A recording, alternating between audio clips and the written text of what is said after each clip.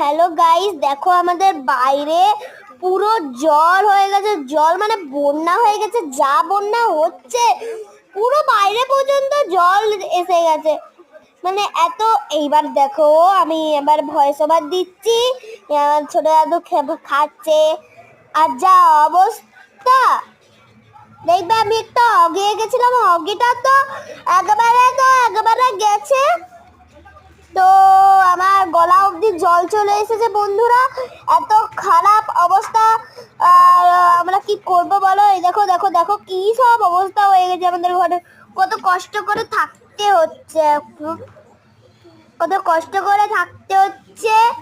আর বন্ধুরা আমি এখন ঘরে চলে এসেছি। এখন আমরা টিভি দেখছি, গলা অবধি জল চলে এসেছে। খাটটা একটু ডাউন তো, তার জন্য একটু চলে এসেছে। এখন আমরা একটু টিভি দেখছি। বিয়ের পর তোমরা নিচের ভিডিওটা তো দেখলেই।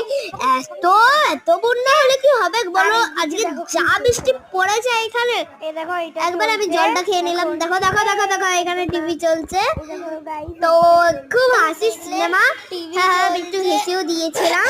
তো আমি একটু জল খাই, কেউ ভাবো না এটা। আমি একটু জল খেয়ে নিলাম। তো তো